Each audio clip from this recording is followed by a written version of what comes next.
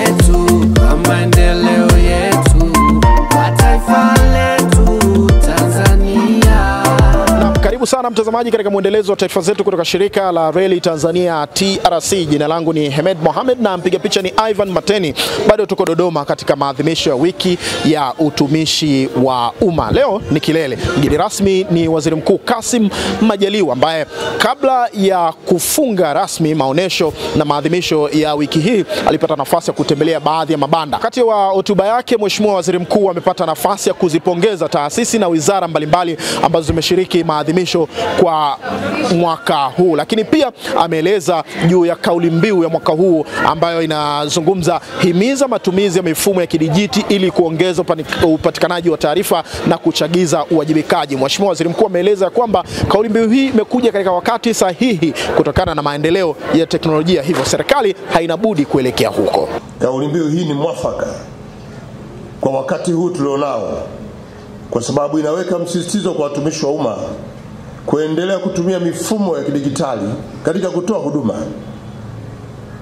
Ndugu viongozi na ndugu watumishi wa umma, kwa upande mwingine kauli mbiu hii inatukumbusha wajibu wetu wa kuweka mkakati mbalimbali wa utunzaji wa mifumo hiyo, kama ambavyo serikali ya awamu ya sita inavyoendelea kuwekeza kwenye mifumo ya kidijitali. Kwa nasi tunapata changamoto hiyo ya kuhakikisha kwamba tunafikia malengo yaliyowekwa ya utoaji huduma kwa wananchi kutumia mifumo ya kidijitali. Wakati akizungumza waziri anayehusika na ofisi ya Rais, management ya utumishi wa umma na utawala bora, Mheshimiwa George Simba Chawene ameeleza namna ambavyo mwaka huu mwamko umekuwa mkubwa kwa washiriki, lakini namna gani maadhimisho na wiki hii imekuwa na faida na maana yake hasa ni nini. Sisi zilizoshiriki maadhimisho haya zimetoa elimu na huduma mbalimbali kwa watumishi wa umma na wananchi, ikiwemo huduma za kiutumishi, gazeti la serikali, hati za viwanja, vyeti vya kuzaliwa, vitambulisho vya taifa maarufu kama NIDA, elimu ya uwekezaji katika mfuko wa faida fund na UTT, lakini ukataji wa tiketi wa SGR ambao ulifanywa na shirika letu la reli.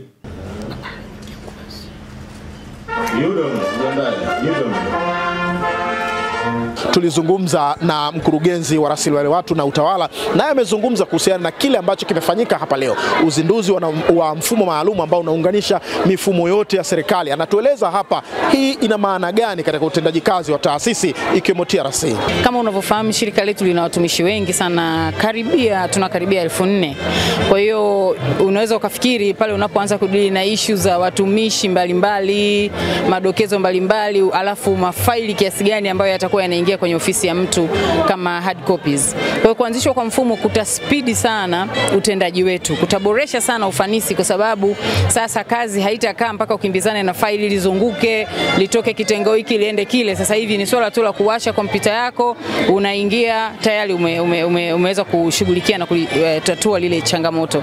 Naam, mtazamaji wa TRC Reli TV, mpaka hapo ndio tunafikia mwisho wa taarifa yetu hii kuhusiana na maadhimisho ya wiki ya utumishi wa umma ambayo imefanyika kuanzia tarehe 16 mwezi Juni mpaka 23 katika viwanja vya Chinangali Park hapa jijini Dodoma. Maadhimisho haya yakifikia kilele na mgeni rasmi akiwa ni Waziri Mkuu wa Jamhuri ya Muungano wa Tanzania Mheshimiwa Kassim Majaliwa. Jina langu ni Hemed Mohamed, piga picha ni Ivan Mateni kutoka hapa Dodoma. Asante na kwaheri, endelea kuitazama TRC Reli TV.